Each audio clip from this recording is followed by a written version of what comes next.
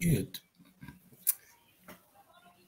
Good afternoon, good evening, good morning, viewers from wherever you're tuning in from. Welcome to Uganda Diaspora EU Broadcasting Premier. Welcome to Uganda Diaspora EU Broadcasting Service. This is our premier broadcasting. Yes, in the studio you have Joe Walukaso, I double R's, the Noob chapter Sweden, and also as the Noob EU treasurer. Yes, I have a panel.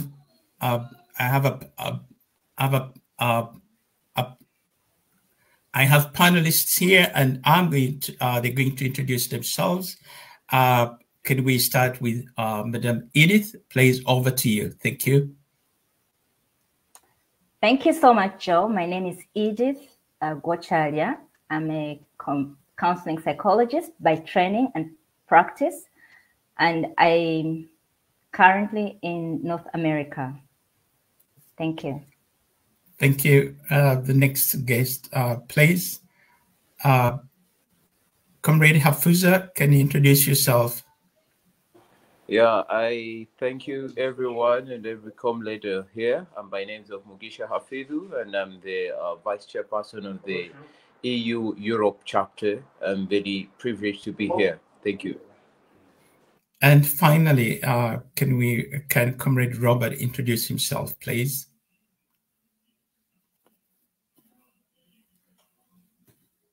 Comrade, you're muted. Please unmute, Robert. Yes, comrades, thanks for tuning in, wherever you're tuning in. Good morning, good afternoon to all of you guys. The names are Robert Kitunzi. I'm from Uganda. I pay allegiance to His Royal Highness Ronald Muwonge Mutebi, the King of Uganda. And currently I'm the EU chapter leader for the Noob diaspora community here in the EU region. I'm also a producer and project manager within the cybersecurity space, organizing cybersecurity conferences within Sweden. And I'm happy and I'm excited to kick start off this project, which is very interesting and very passionate, yet emotional for most of us, especially we who are residing in the EU, which comes to the missing people, not missing in a sense, but the abducted comrades back in Uganda. And I'm also excited to introduce that we have 7 chapters here in Europe. We have Austria, Switzerland, Denmark, the Netherlands. We have Germany, France, and Sweden, where I'm residing. And each of these chapters are charged with a mission to lobby for transition and democracy in our country, Uganda.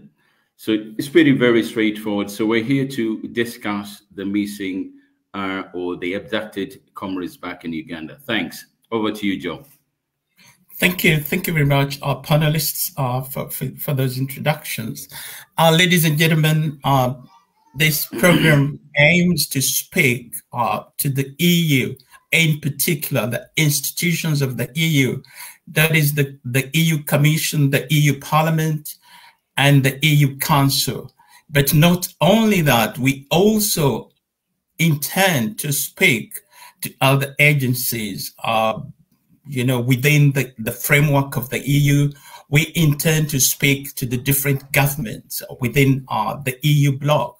We also intend to speak to the different embassies, but above all, we really want to speak to the citizenry within the EU.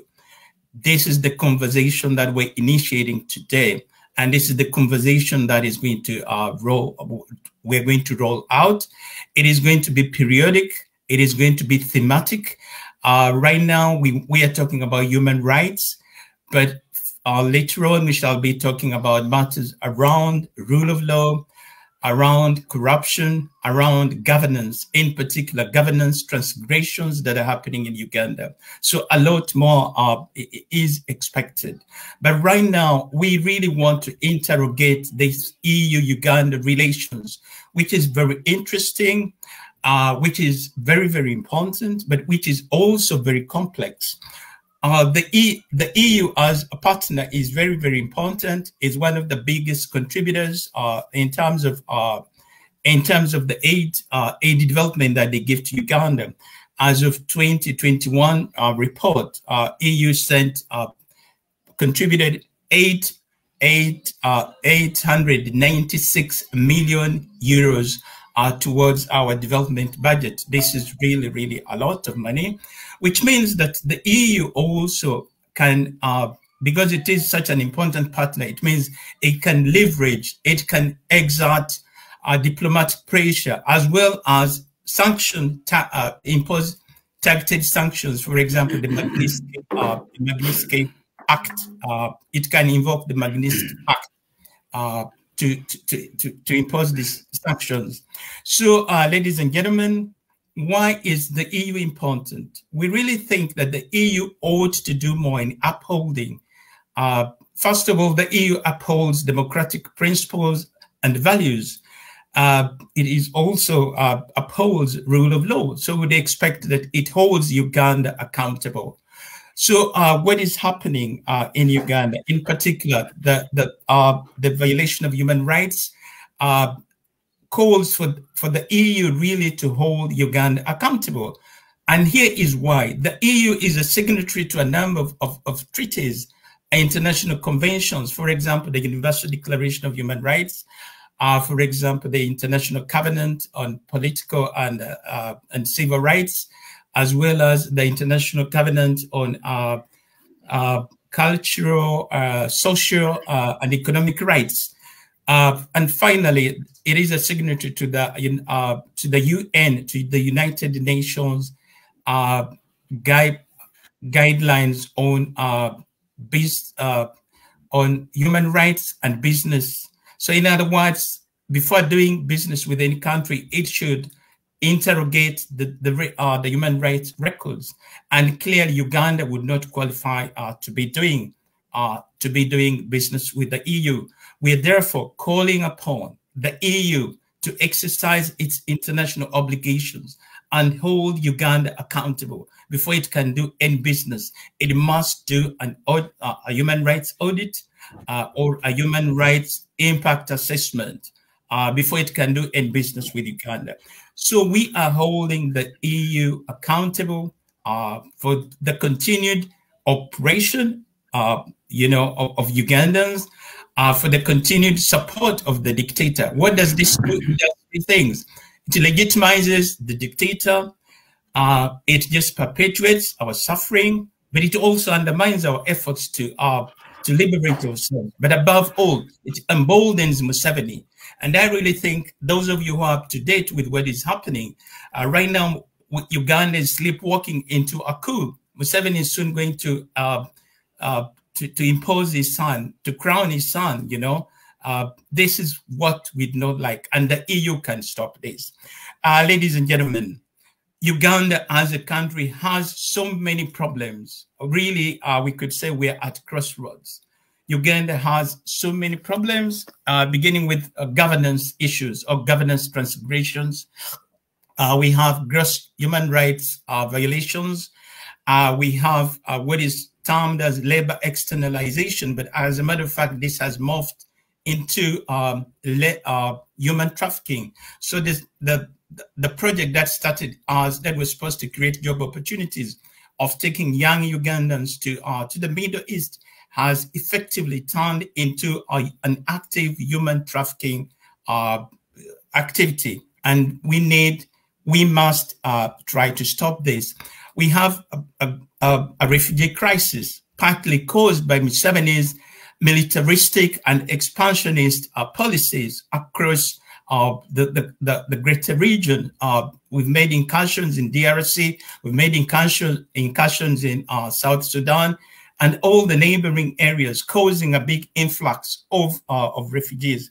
Ladies and gentlemen, there is a silent genocide that is going on in the country, and this needs to be addressed. This is around the central region. This is also happening in northern Uganda, West Nile, in Karamoja region. Very, very serious. But this information does not filter through because the dictator controls, has a firm grip on the media, on the flow of information.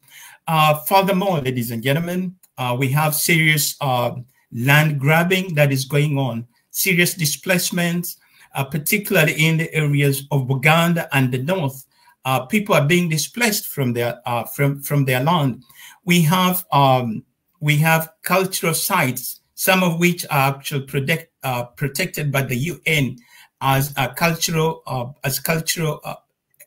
heritage sites. These are being destroyed, and being destroyed deliberately to undermine the identity of certain ethnic groups, in particular the Waganda people, the Waganda ethnic group.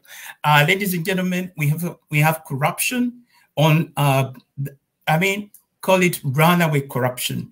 The recent report shows that Uganda annually loses money to the tune of 11 trillion Ugandan shillings, translated into if this is translated into or converted into dollars, we're talking about 2.9 billion US dollars. Now, this is money that could actually this is money that is being taken away from different projects.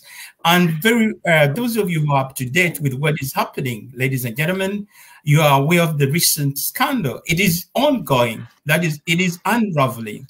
The speaker has been, engaging, not just the speaker, but the institution of parliament has been having a field day. They've been stealing trillions and trillions of Ugandan shillings, and there is absolutely no accountability.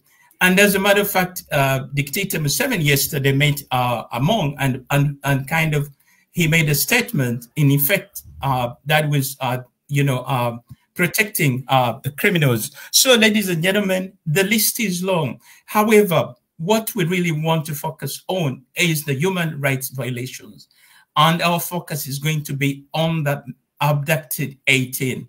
This is a group of Ugandans who were abducted under different circumstances, from places of work, from their residences, from homes, even on the street. These people have been, the circumstances under which they were abducted were very violent. Some were caught on camera. Others just, disappeared. So this is a narrative that is painful, that is traumatic on the psyche of Ugandans, and this is something that we want to address in today's broadcast. Comrade Robert, please, can you shed more light on the 18 and give us some details about these victims who have disappeared, whose fate we do not know? Thank you. Yes, I am going to pretty much highlight. Give me a second.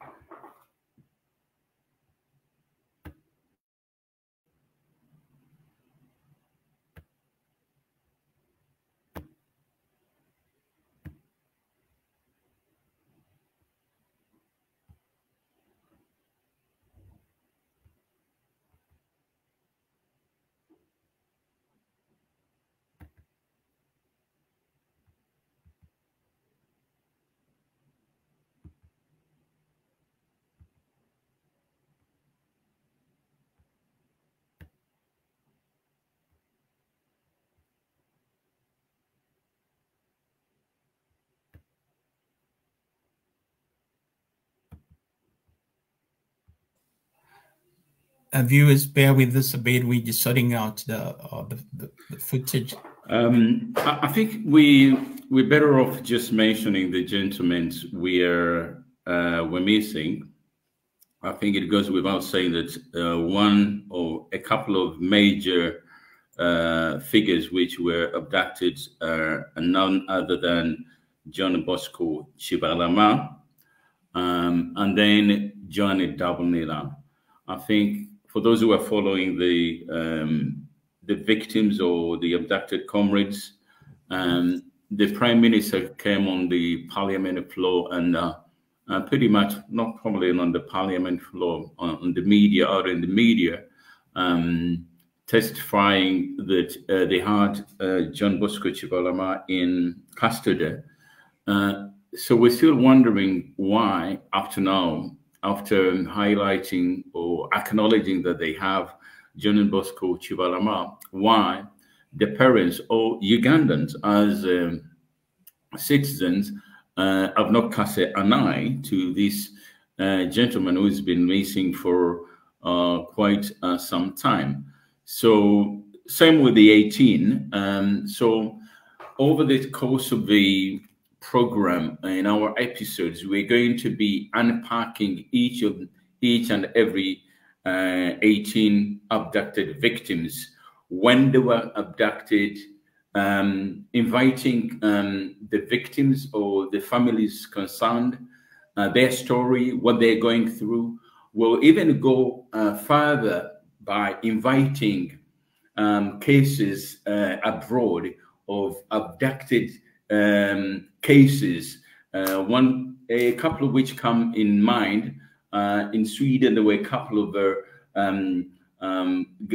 guys who were abducted in somewhere in Ethiopia.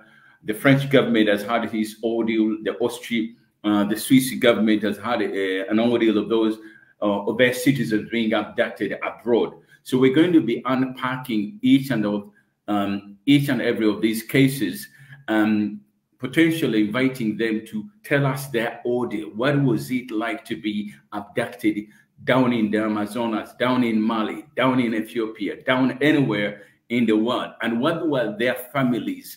How were the families getting through this period when their loved ones were missing? So these are the things we're going to be unpacking over a period of 6 to 12 months. So this is not going to be an one-off program. We're going to be deep diving into the gross human rights violations in Uganda. And let me really emphasize why this is really key and an important thing for us to do.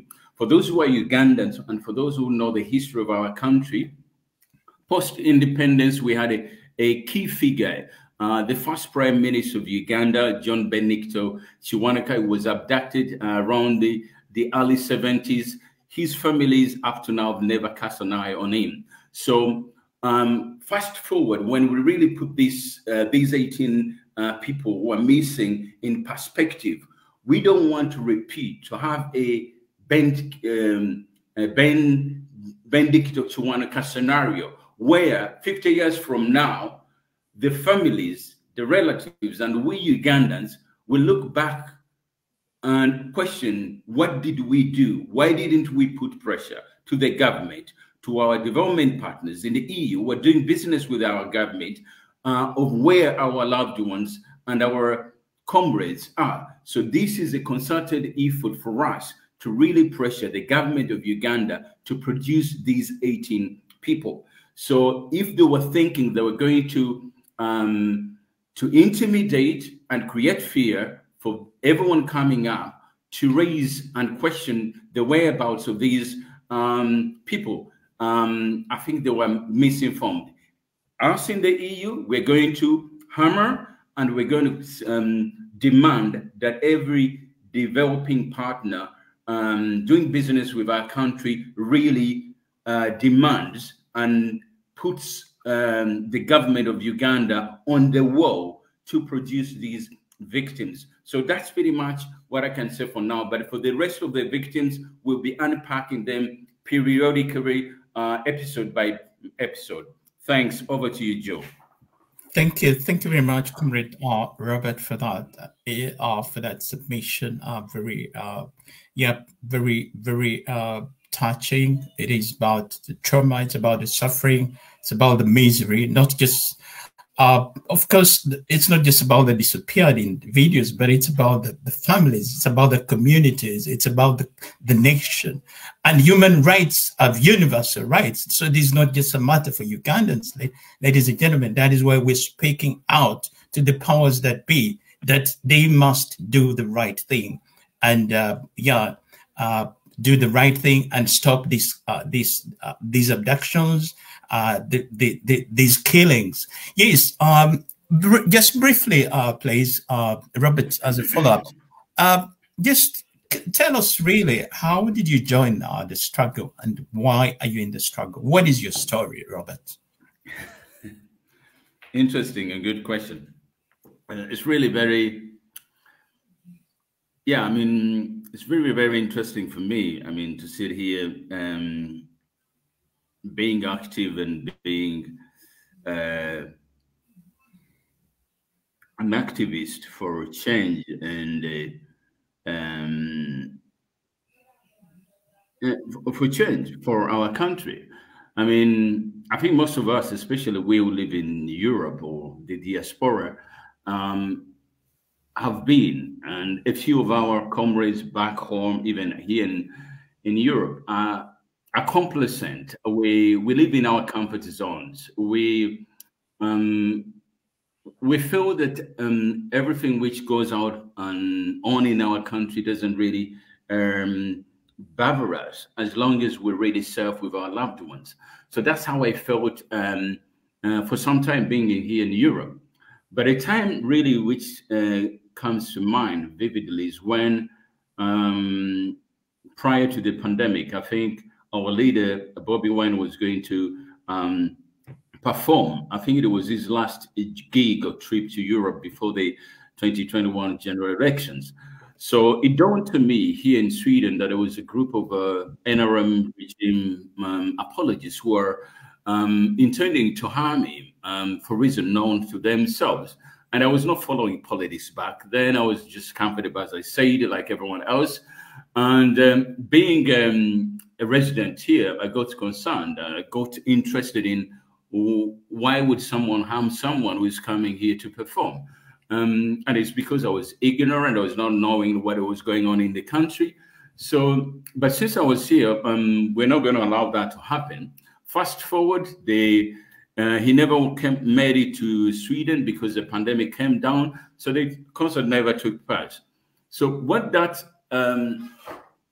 triggered is my interest to know what he stands for as a leader and where he drives his charisma and resilience and the need for the change in our country. So I've been following I started following his trips, his speeches on different occasions, which were very inspiring. And this is a guy who I used to see on his concerts. He's come to Sweden a few times. A friend of mine used to host him here in Sweden. So it was not new to me, but it was nice to see his transition from being a musician to a politician. And unless the truth be told, I think it's the biggest powerhouse of the 21st century politicians. I mean, that credit you have to give him. So, yeah, and the rest is history. So that's how I came to know him. And the next thing I know, last year, he appointed me to lead the new diaspora committee here, which accepted the honorably. So that's my story, being part of this movement of change in Uganda. Thanks. Thank you, Comrade Robert. Yes, Comrade Mugisha, what is your story as far as the struggle is concerned? What motivated you to join the struggle? If you could give us your story, please. Thank you.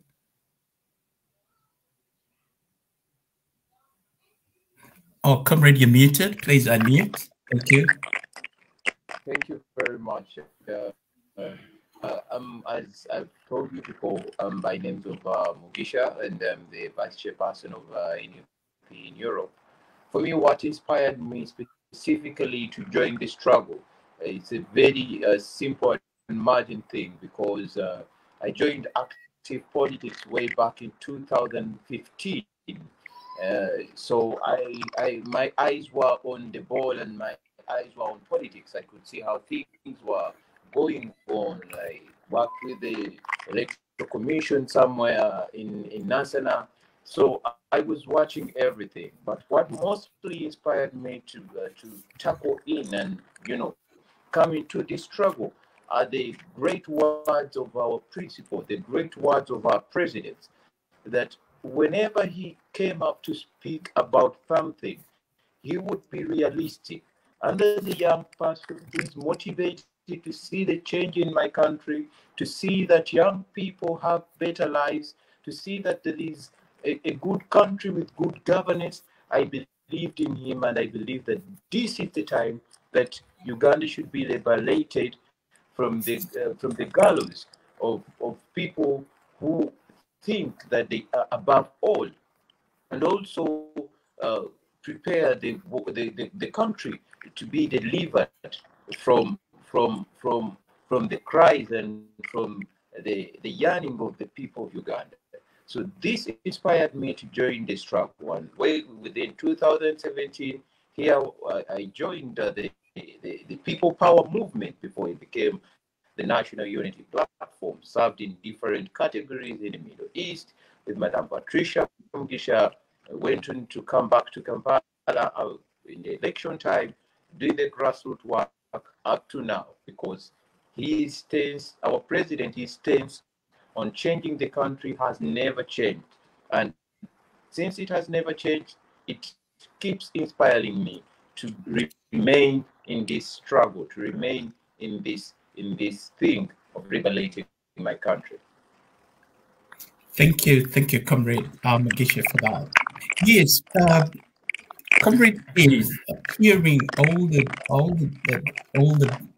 narratives about the violence, about about the abductions, the tortures that we've not mentioned, the killings. Really, what comes to one's mind, of course, is just the amount of trauma and mental health that must be prevalent in the community.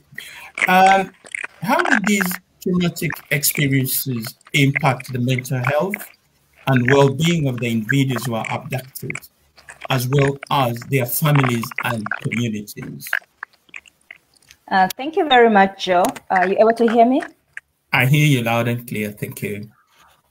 Yeah, as described by the previous speakers, it's of course very evident that these situations cause impact on individuals and families and communities and the nation. I mean, sometimes when people are faced with uncertainty, they don't know how to behave, what to expect. And this causes a lot of anxiety. Therefore, that being traumatic, it affects everyone. It affects not just the individuals, but everyone. But particularly to the individuals, it causes long-term traumatic effects, which if a person is not supported, if a person is not treated, they may go down the drain. They may not be able to function as expected. And yet we live in a fast-paced world where we have no time to lag behind. So these things affect the individuals who are directly involved because of the way they are conducted, but also these abductions affect families and they create dynamics, and we may not even understand the true stories of these persons. We may not even be accorded the opportunity to grant appropriate support because talk about children. How is a 5-year-old going to describe how they feel about something they've heard, they've watched on TV, Remember, they also have their imaginary kind of minds. So everybody is affected differently, and we cannot use one size fit all for everyone. But certainly mental health is affected when it comes to abductions, when it comes to uncertainty, when it comes to unexplained events. Because when someone is abducted and they've disappeared, they are not dead. But imagine the feeling of families being at funerals that they have not experienced. That loss is bigger than the actual loss of, getting a body and burying it. And everybody deals differently. So it's dangerous and it's bad and it's sad. And my heart goes out to the families and individuals that are going through such situations. Thank you. Thank you. Thank you very much, Comrade, for that answer. Yes, yeah. So we move on. How have the abducted 18 persons impacted their families and communities, and what are the immediate and long-term consequences of their disappearances? Comrade Robert? Comrade Robert? Yes, thanks again, Joe. I think the psychologist of my predecessor colleague who's been talking about the traumatic experience these people go in pretty summarizes well. But I'll give you my take on this. It's really, really. It could be subjective, and then it really varies from personality to personality. But let's dig it into the age groups we're talking about. I mean, it's one thing to be an adult as a mother, because most of these abducted guys, abducted victims are guys. So the mothers have to fend with the families and the kids who are there. So probably the much as it's traumatic to a parent who is an adult, it is probably less impactful to the kids because they're kids and they don't know what, they don't have a clue. And most of these victims, for some reason, most of them had more young kids. A few had some older victims. So, and the time factor, really plays in. How? It's one thing to know that your loved one is abducted, and there's certainty as to when you're going to see them, and it's another when you're in a state of suspense whereby you don't know when. So it takes a toll in you as a victim who doesn't know the whereabouts of your victim. So the trauma can really be relative depending on which age group and how resilient and strong someone has as a psyche. So, and again, this also impacts the societies where these people are in, because people don't live in isolations; they live in society. This impacts on the people who are there. Trying to understand the dynamics of how these people are coping with these things. And I think this is very dangerous, because I think that's the fear and the intimidation General Museveni is really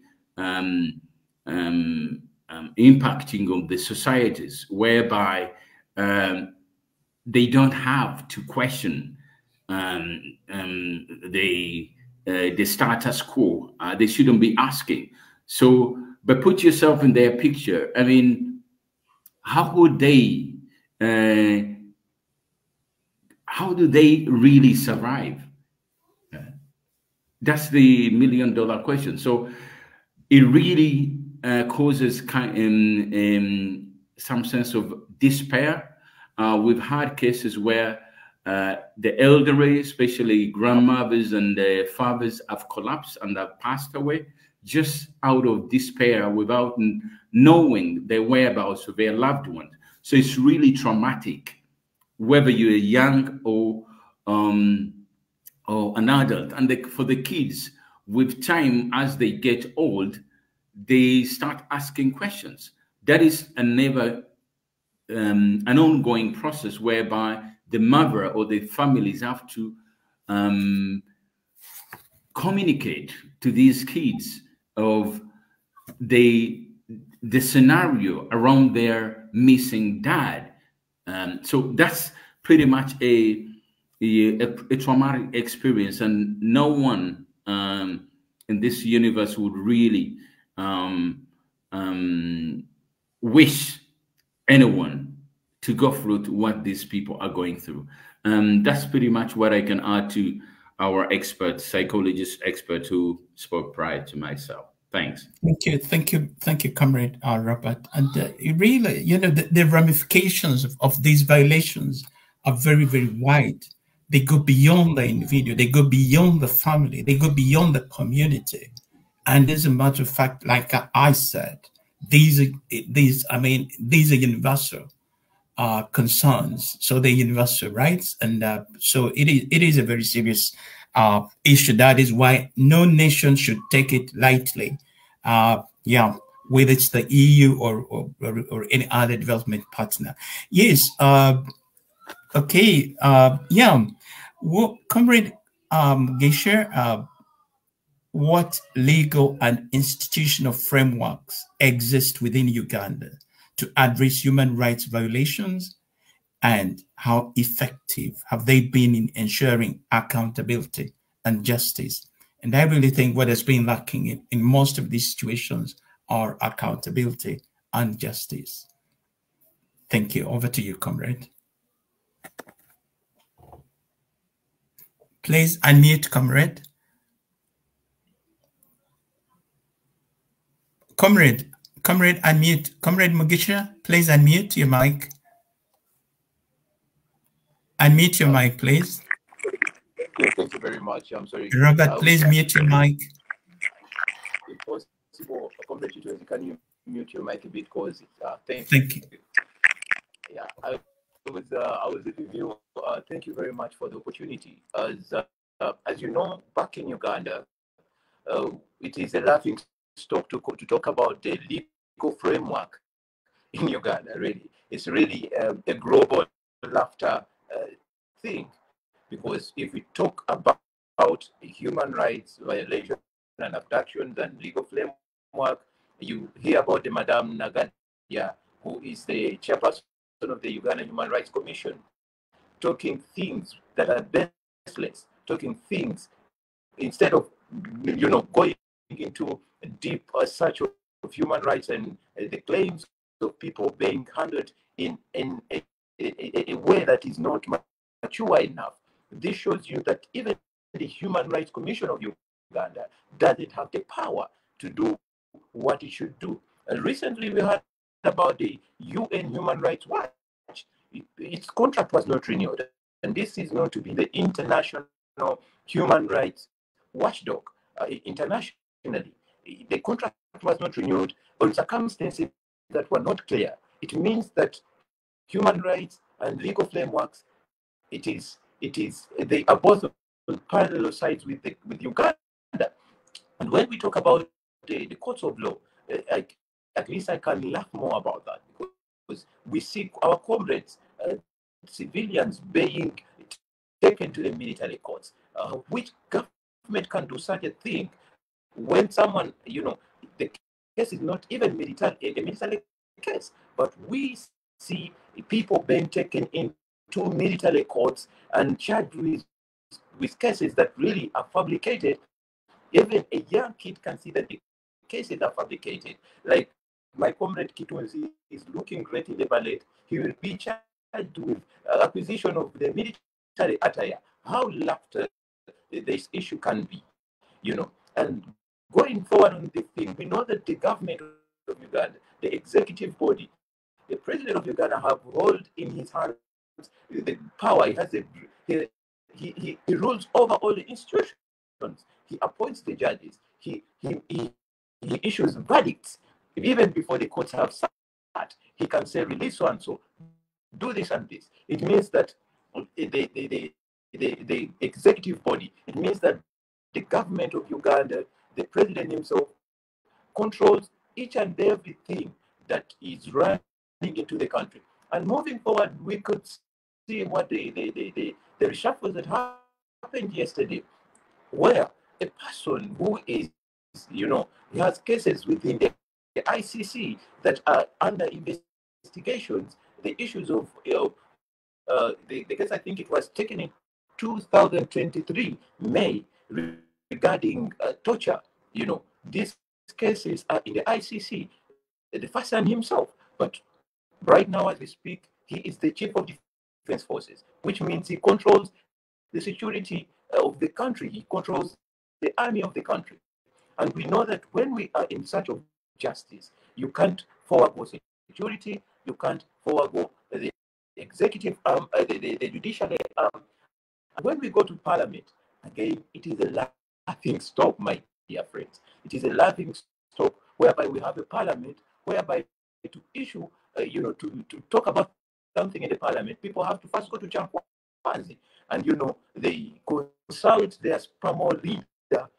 This means that there is no independence when we talk about the judicial, when we talk about the legal framework, because each and every person who comes out to speak about this human rights violation ends up incarcerated, ends up being mistreated, ends up in the gallows of the dictator, because that's what the dictator wants. There is no independence in any of the factors. I thank you. Thank you very much, Comrade Mugisha. And I think this is a very, very important point that really would like to speak to the powers that be, that would like to speak to the citizenry within the EU, because they might think, well, your government, there is a semblance of democracy. We have institutions, but these institutions are dead. These institutions are under capture. You're talking about the judiciary. We cannot expect justice because the judicial officers, first of all, they are partisan, they are cadres, and they are appointed on the basis of their loyalty to the party. So there is a blatant miscarriage of justice. We cannot expect justice. And talking about the perpetrators of these violations, there is absolute impunity. These people, they kill and they walk away scot-free. So it is some kind of mafia state, where they execute people and they get away, scot-free. So we cannot expect justice for the families. First, we do not expect justice for the individuals. We do not expect justice for the families of these people. Very, very concerning. And this is really what we want, our people within Europe to understand, that what Ugandans are going through. Yes, Comrade Edith, hearing all that, where people are violated, they cannot get justice. Definitely, you cannot be normal. One needs some kind of coping mechanisms. So, how do people cope with the constant threat of abduction and disappearance? What psychological strategies can be used to manage fear and anxiety in such circumstances? Over to you, Comrade. Thank you. Thank you so much, Joe. First, when people know what they do and they know how much it may or might affect them and other people around them, I know that information is very important to share. So especially for close people, because if say a man is married, it's important for that man to share this information with his spouse. No matter what the public says, if the spouse has particular information, it would help them with coping in the event that the man is abducted or the woman is abducted, okay? And also, they will know better how to explain to their children. Because you see how information is managed back home, that people say anything. Everybody has their own opinion about everything. Some is factual, some is just, hearsay. So it's important for someone to have the significant people to have information. So the person who is in the struggle, the person who is at risk, needs to know how to share their information, so that if they go missing, the persons that care most about them will know what to expect. They will be equipped. Think about how this brings about dynamics in families. We've all seen how these things go down. So if a person is doing such risky kind of work, or believe that they join some struggles, and in this event, the political struggles that they know very well the result could be, they need to organize themselves. We've seen how people count them dead, and not everybody wishes your family well, even family members. It's important to be organized in terms of people's resources. In case they go missing, how does the family continue to survive? We worry about adults, we don't worry about children. And sometimes we think that children don't actually understand these things. That's wrong. Every child, every person at their different stage processes things differently. So what are the support systems in place? Professionals may not be reached immediately, but who do you trust? Who do you talk to? Okay? Who are the people that you can anchor yourself into, that you know that this person is my confidant? If anything happens to me, they should be contacted. We need to put those kind of things into account, so that when things happen, we're not just all over the place. That helps a lot with consolidation of information and resources. But also, I think firstly, everybody should be aware of how important their mental health is. Mental well-being is very important. With or without such situations, everybody should have a firm foundation mentally, because these things affect us differently. These things affect communities differently. But the individual, the people who bounce back faster than others, why? Because they have invested in their mental health and mental well-being. So it's not something that we get in the end. It's something we work towards. We don't just arrive at it, we work towards it. So every day, build yourself in such a way that you are able to deal with whatever situation that comes. Anxiety, yes, will happen. Fear will be there. But if I know that this is what I'm fighting for, it doesn't matter how I go down, I will be sure that I was right, and I did. And what is it that forces you? What is it that drives you? If you know what drives you, it does not matter how you go. You will know that deep down, you are for the right cause. So for the people that are determined like that, they will encourage their families to know that it is well with them. And such situations, if the family knows, if I'm aware that my husband has a good mind about what they're doing, has a good cause, I will be the first person to support them. And if anything happens, I will be the first to advocate for them. But some people don't even know what their spouses or their friends, or So it's important to share information. It's important to anchor ourselves. It's important to have good support systems. It's important to seek professional advice, because certainly trauma will trigger certain physical situations. It brings about disease. It brings about irritations, anxiety, all those things. So it's important to seek professional support. Am I talking to a doctor? If the doctor should be able to help me identify what is medical and what is not medical, and what is not medical, I will seek the support that I need to. Some people just talk to anybody and everybody. Some people feel too, they feel so strong. I don't want I don't want to cause drama, but there is drama already. I'll give you an example. Where I'm at right now, I interact with refugees. Of course, everybody has their story, right? So there is this person who I recently ran into, and because of the traumatic situation, they got a heart condition. This heart condition was triggered by trauma, not that they actually had cardiac issues. So the man is deteriorating. His family is not aware. His immediate family is not aware. So I asked him, who have you talked to? I don't want to scare my wife. You don't want to scare your wife, but if you're taken back and you're dead, how is your wife going to forgive you? Yeah.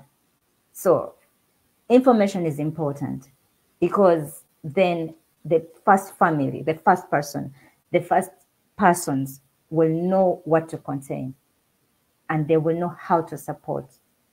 Of course, it takes time and everybody recovers differently, but it's important for everyone to know that their mental well-being is their priority. Thank you.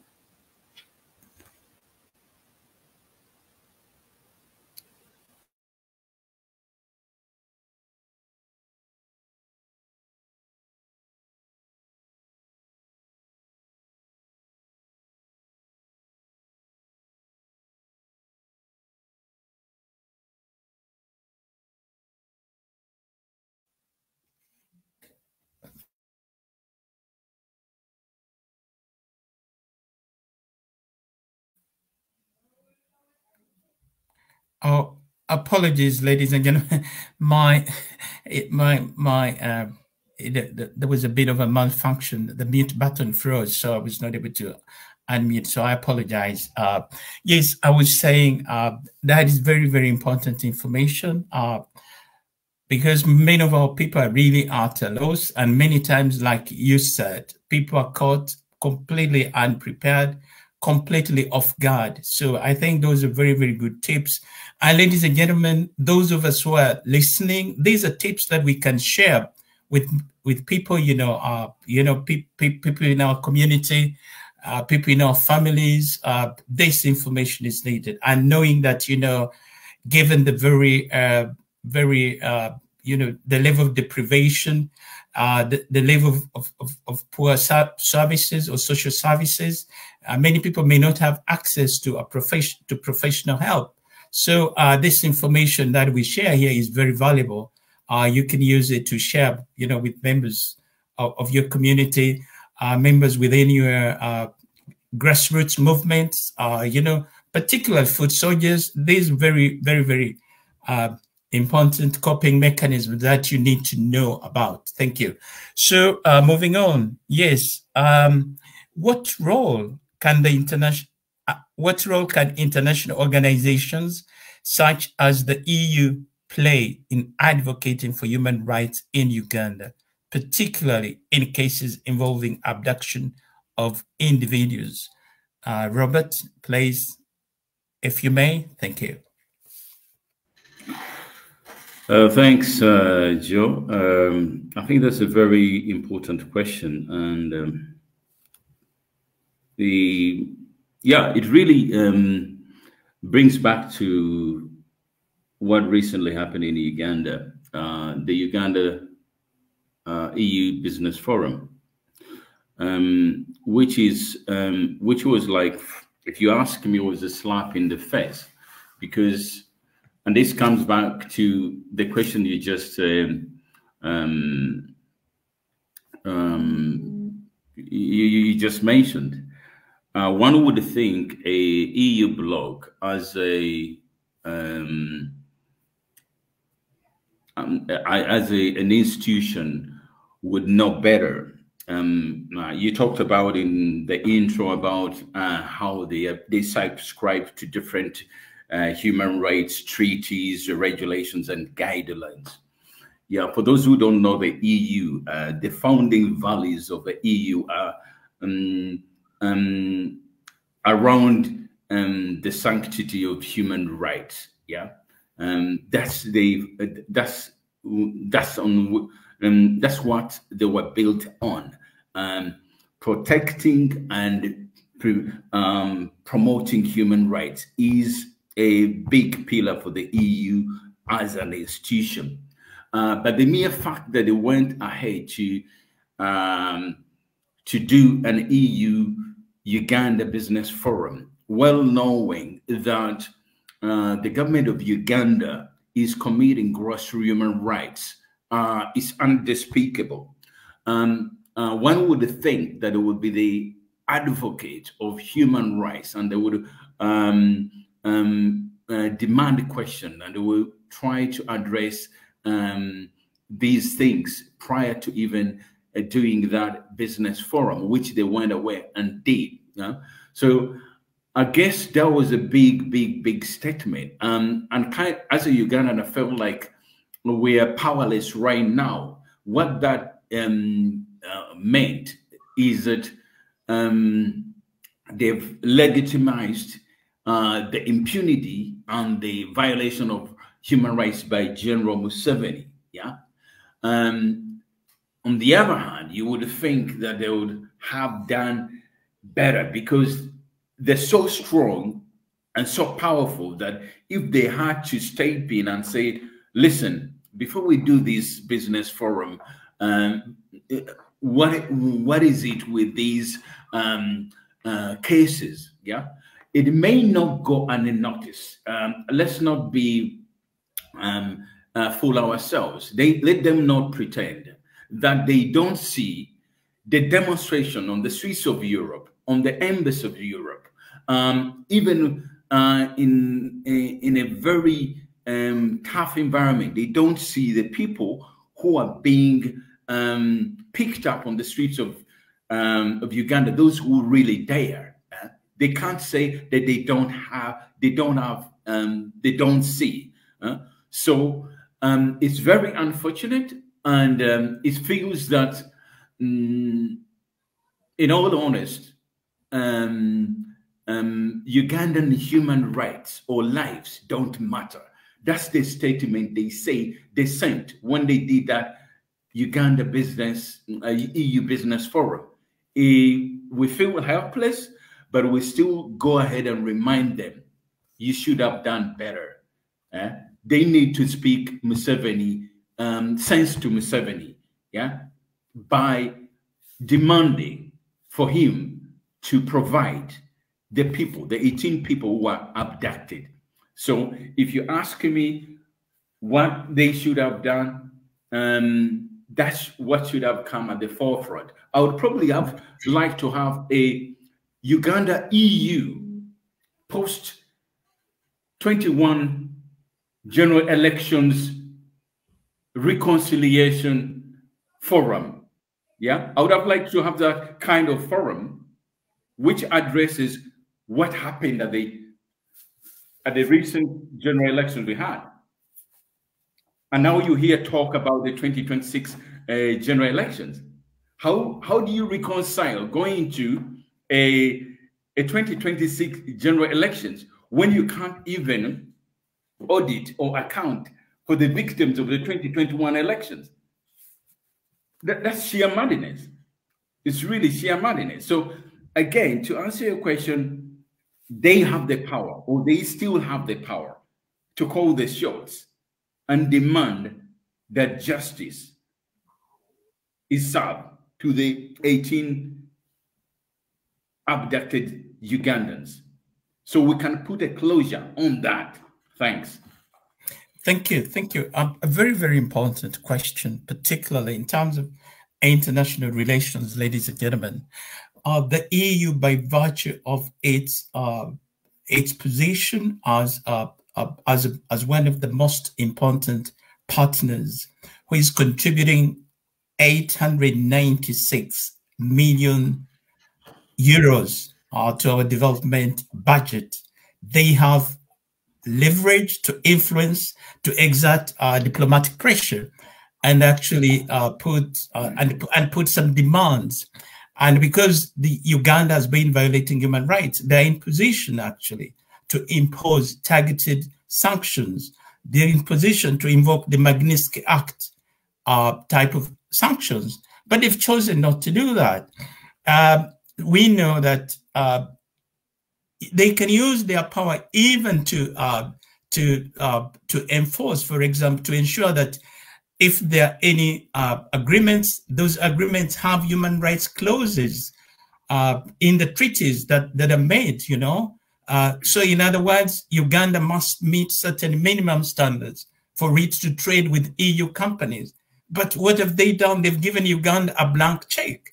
Ladies and gentlemen, in some schools of thought, there's something called, they're talking about social and racial injustice.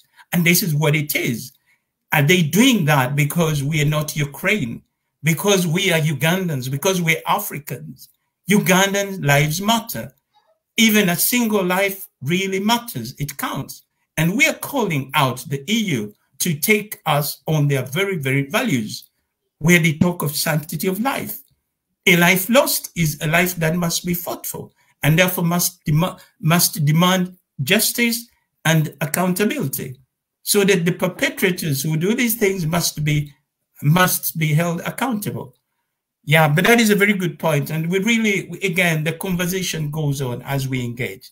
Comrade Mugisha, how can civil society organizations and grassroots movements contribute to promoting and protecting human rights in Uganda? And what support can they receive from international partners like the EU?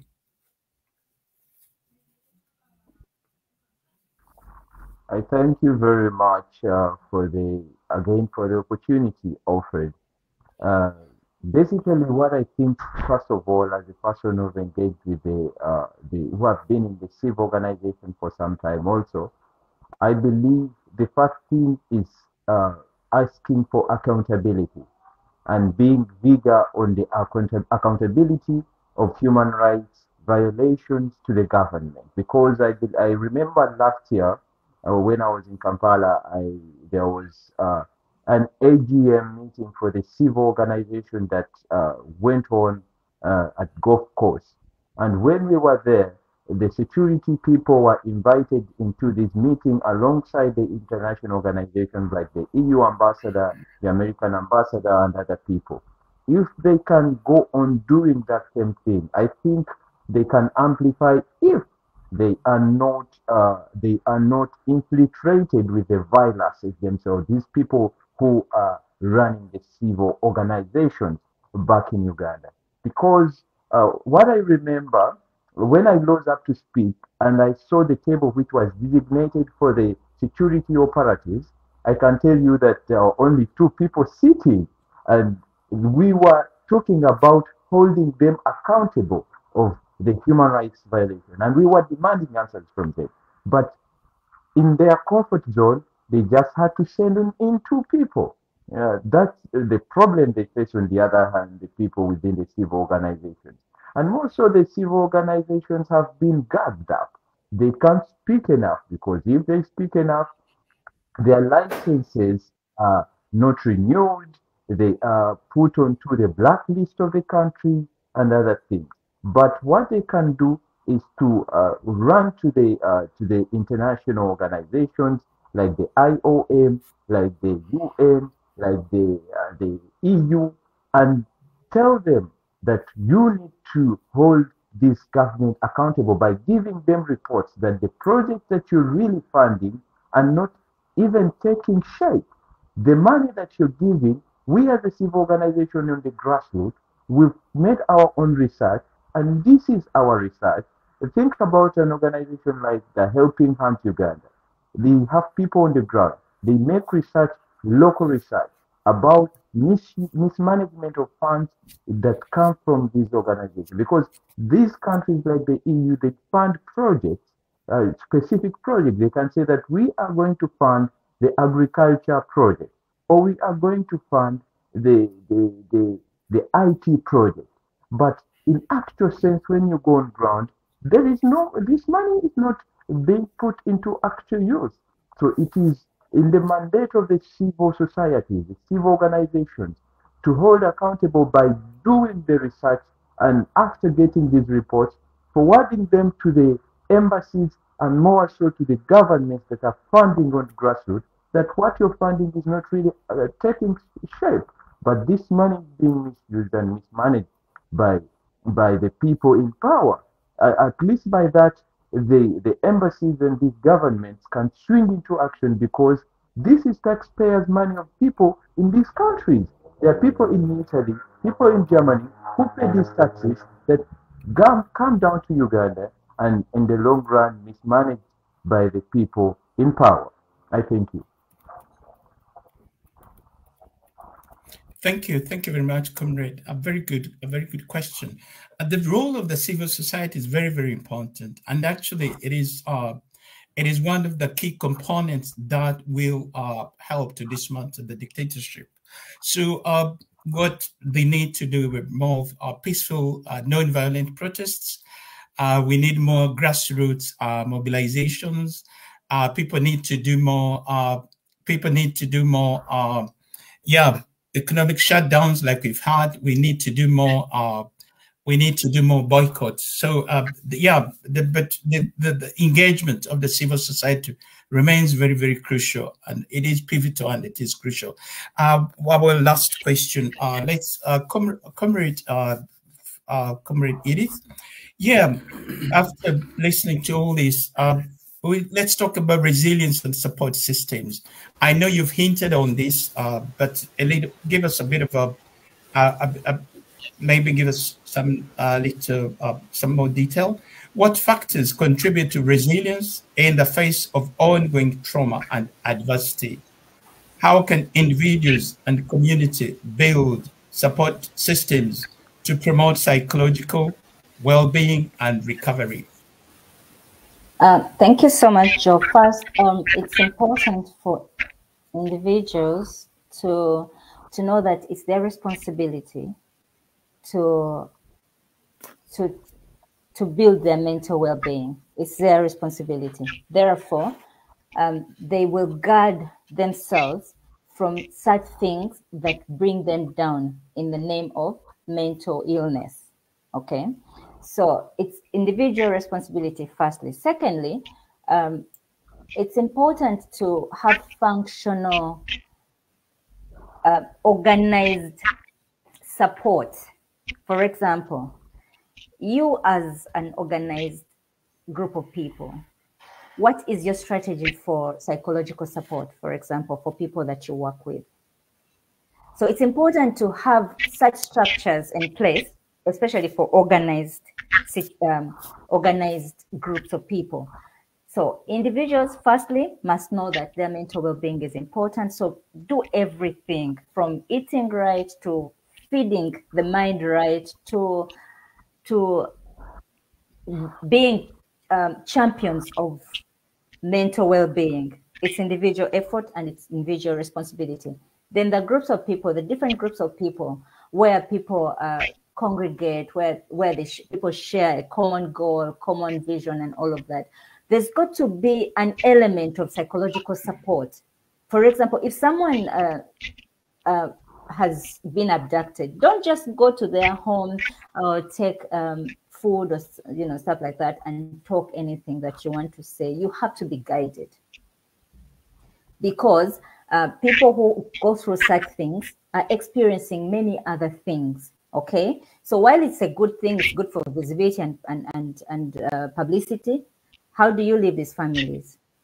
If you're guided by a person from a psychological perspective, for example, you will know that if we go to this place, unless we are going to give continuous support, what kind of support? We do not start what we cannot finish. Okay? You don't just go and expose the family. Don't just call them out to give their story, because then what? They'll be exposed and you will walk back to your home. Your secrets are guarded, but their secrets are out there. So as a public, we need to also manage the information that it starts with us. What kind of information do we give out there? If it's not factual, don't just air it out, because you don't know where it's going and who it's going to affect. Yeah, we have to be mindful of people, especially those that are in pain. And also, it takes a village to raise, children, for example. So what I want for my children, I should want for other people's children.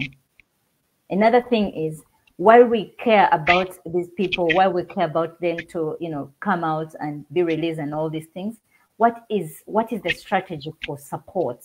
It goes back to especially the organized groups.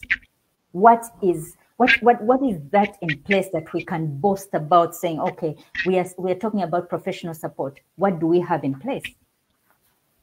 Individuals should be mindful of their own mental health, but also they should know that while we have a common goal, someone cares about me this much. Yeah, that if like in organizations, there is a human resource department. In the human resource department, I know that I will go to the HR and talk to the HR about this that I'm facing, so that I'm supported to do my work well. So the organized groups, it also comes back to know, for example, okay, what is the strategy that you have to support, such that when we come out to talk about psychological matters, we are guided. Yeah, there is the political conversations, but there is also the social support, the psychosocial support. Then for organized people, it's important that things are documented, because then there is a point of reference.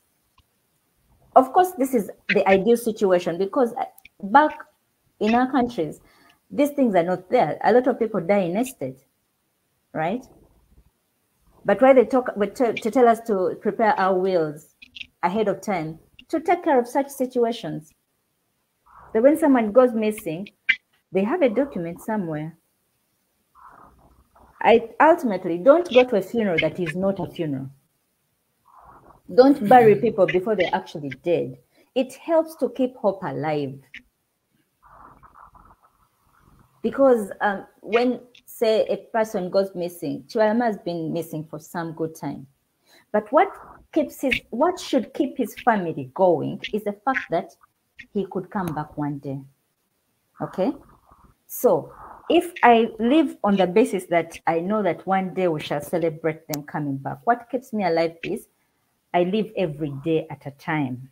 I stay present and live every day at a time, hoping that one day he will come. But in the event that he hasn't yet come, life must go on.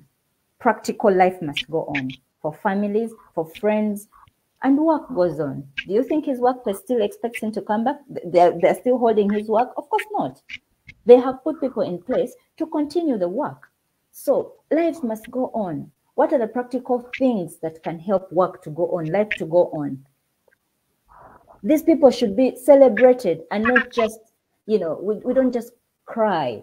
We have to keep this hope. And if they actually come out dead, God forbid, we will know that we held hope alive. And then we shall go to the funeral. But before they are dead, we should not use Benedicto Chwanka's story to generalize it to Chibalama, who is not yet, like it's not yet 50 years since he's been, missing. So we keep hope alive for the sake of the family, for the sake of the people who actually care for them. That way, it keeps the head hoping. There is something about hope. It keeps you going. And it mitigates the what ifs. It's a very good psychological tool. And to stay present is important, especially when you have other business to take care of. The mother will not cry and fall down and be buried with her husband, why? Because she has children to take care of. The public should be mindful of the privacy of the families. The public should not be part of that which fuels family dynamics. But you know how information can destroy families. Now, the organized groups should come out and, be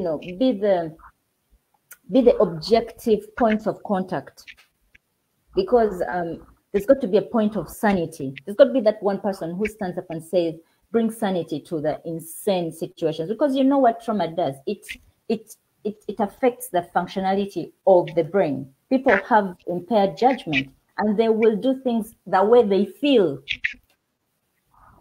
There's got to be someone who understands and is concerned about continuity. Keep hope alive. Have practical strategies for support. Seek practical and professional support. Know who you're anchored in, because anchor is very good. I should know the person that I will go to my ride or die, the person that I will wake up at 5 a.m. who will pick my call, at 6 a.m. who will pick my call.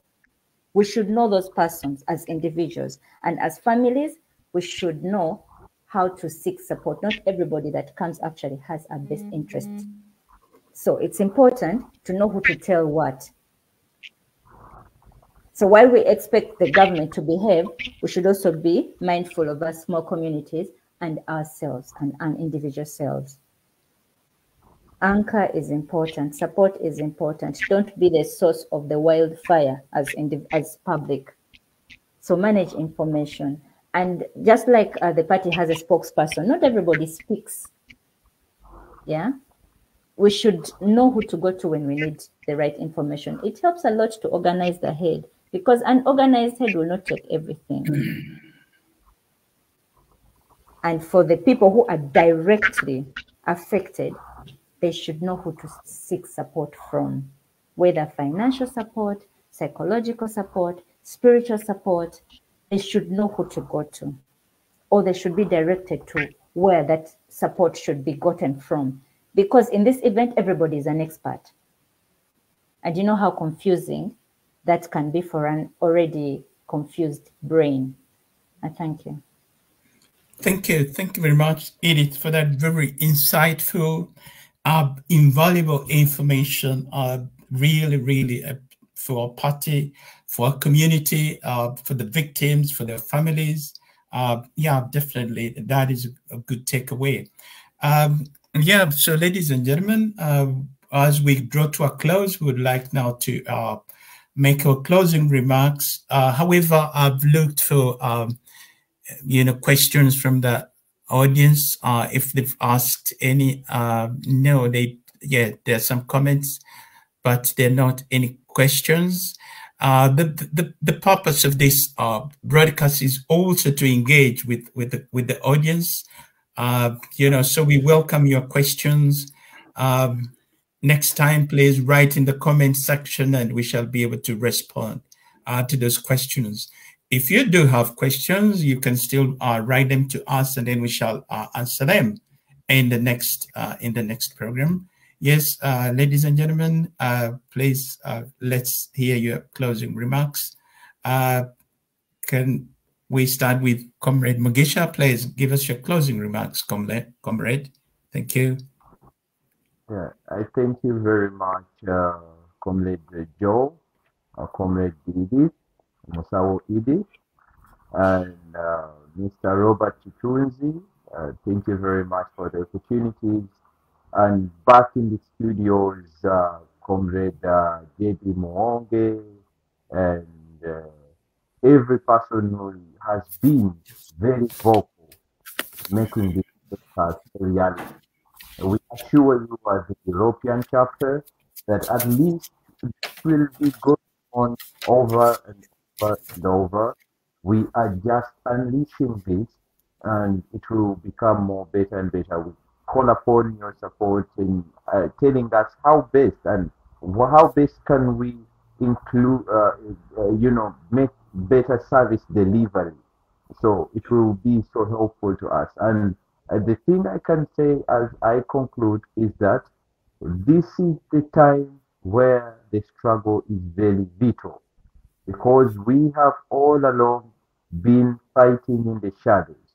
But right now, they have come into light, because we are seeing God the Son, the Mother, and the Holy Spirit coming into action, which means that coming 2020, the 1 year between that is next year, 2025, we are yet to see a lot of human rights violations.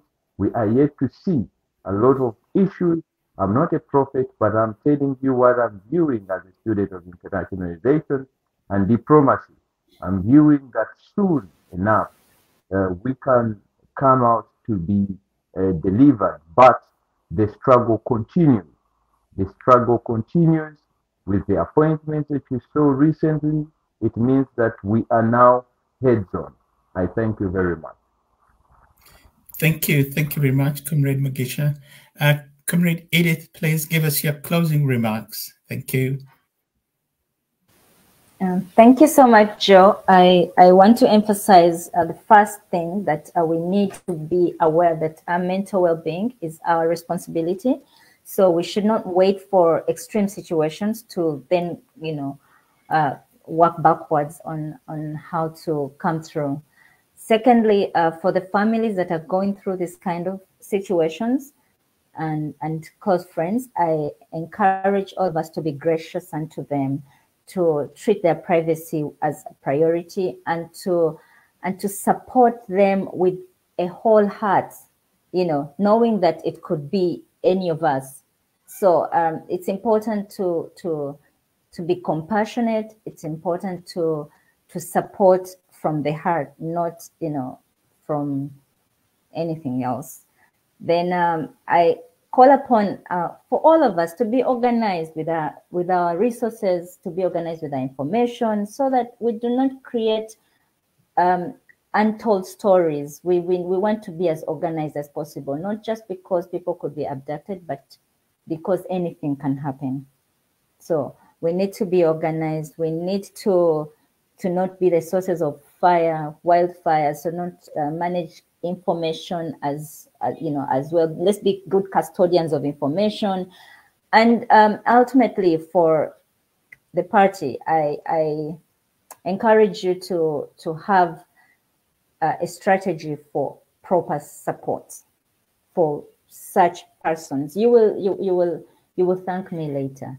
Like, it's important to be organized in such a way that if you're to give support, you give support. You know where to make the reference.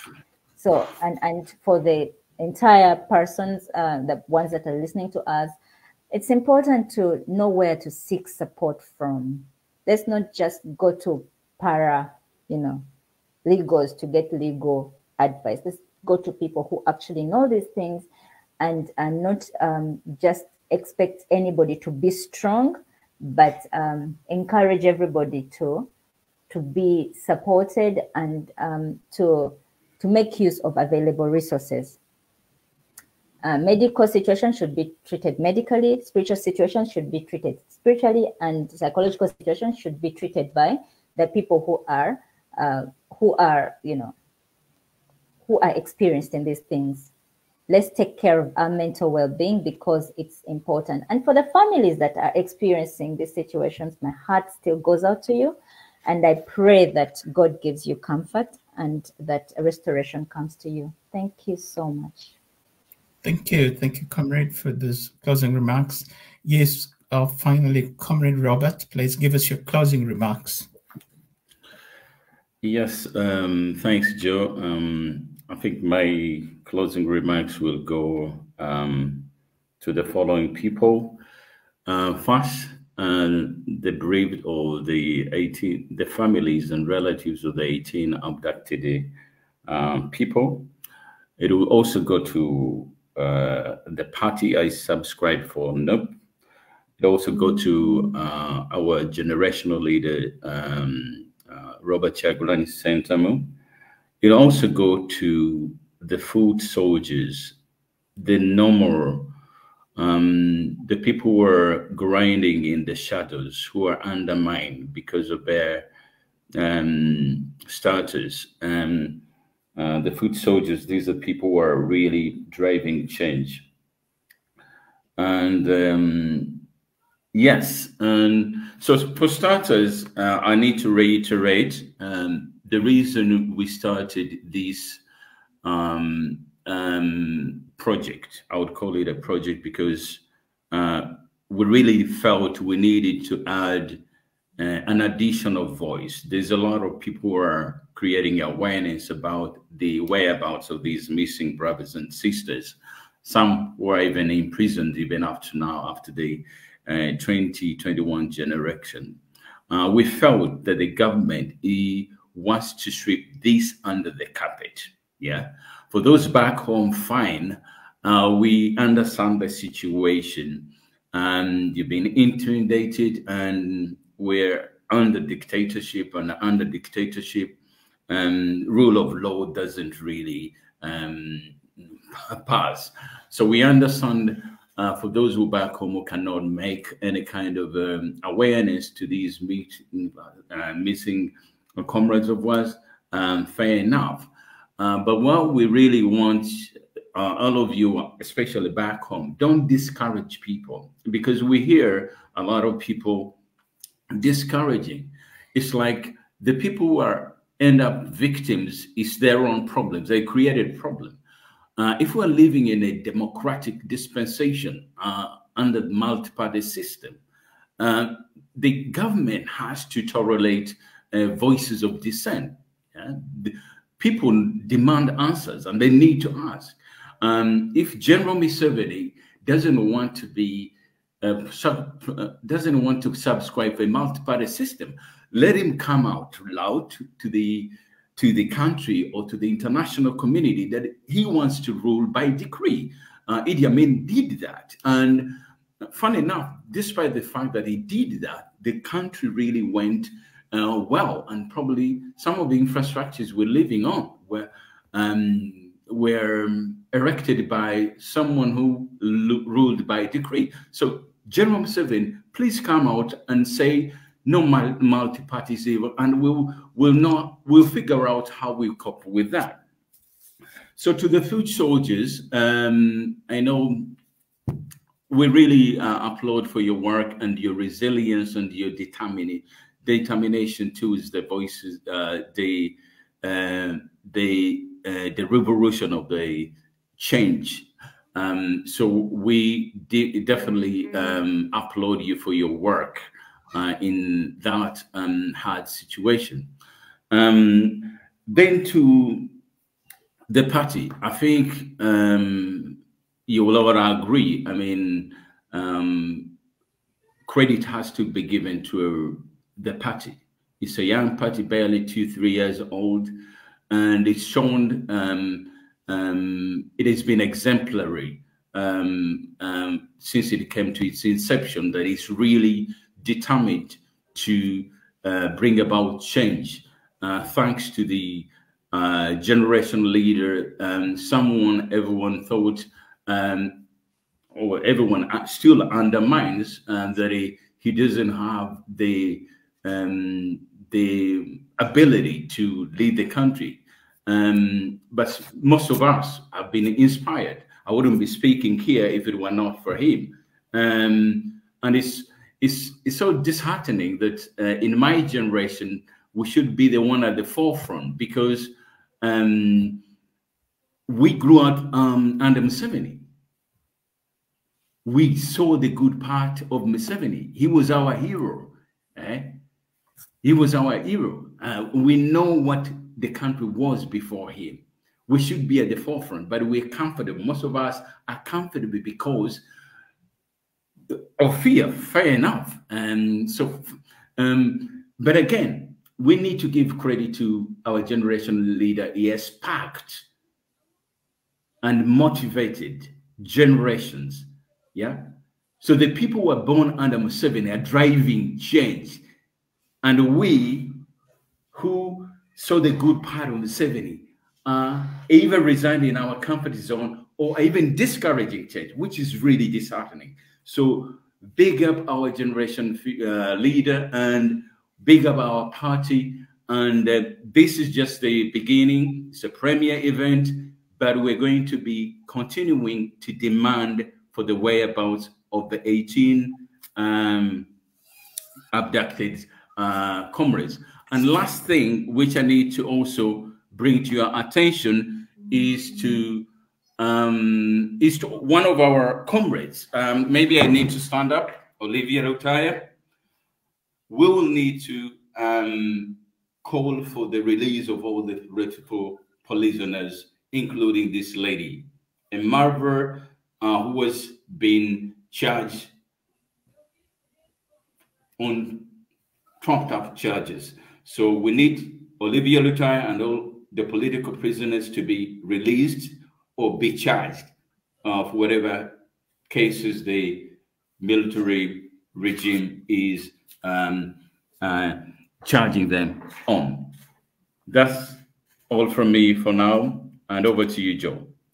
Thank you very much. Let me first start by thanking my panelists. Thank you very much for agreeing at some of you at short notice to speak on this August platform, that seeks to connect, to connect Uganda to the EU, because I think that direct engagement has kind of been missing, and here we're going to have candid conversations, and we shall call issues as they are.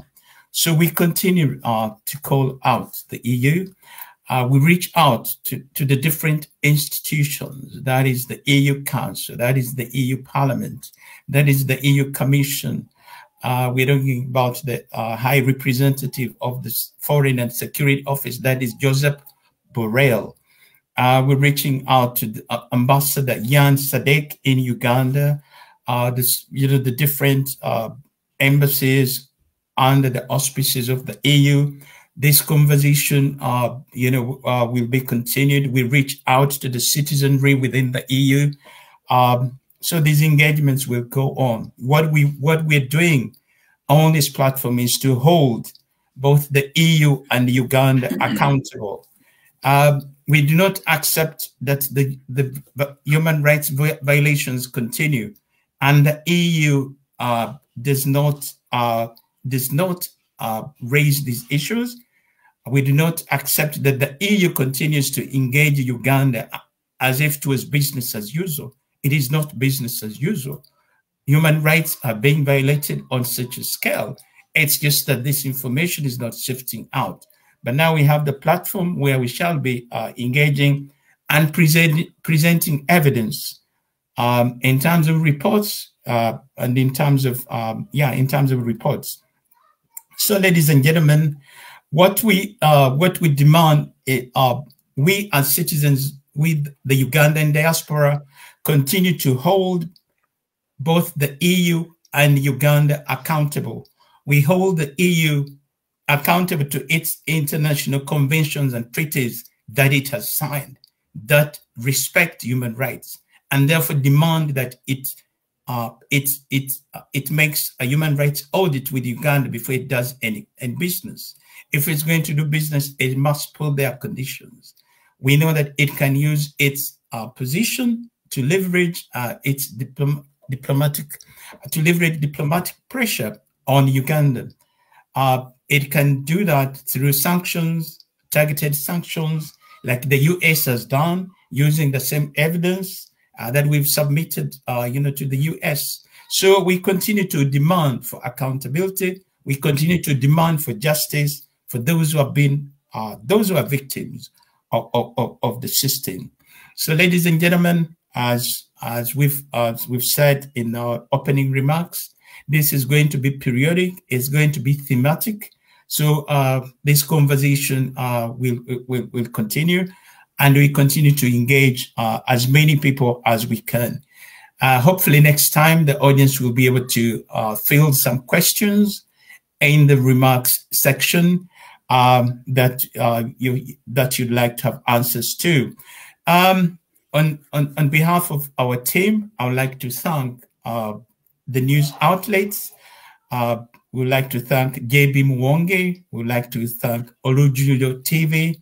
I would like to thank Noob Sweden Twitter handle. We would like to thank viewers. We thank you so much. Those of you who have watched us from different platforms. Going forward, we hope to broaden this to be present on more channels than what we have now. But this is again just our premiere. So yeah, this is going to grow. And again, this is your platform where you can bring your views, where you can bring your opinions. That is really what democracy is about: diversity of opinions and insights. So we welcome you, and yeah. Thank you so much. We're going to communicate our next episode, but it's a continuation. This is a narrative that is going to flow. So if you have we welcome your opinions. Thank you once again. Have a nice day, good afternoon, good evening, good morning from wherever you're tuning in from. We sign out. Thank you.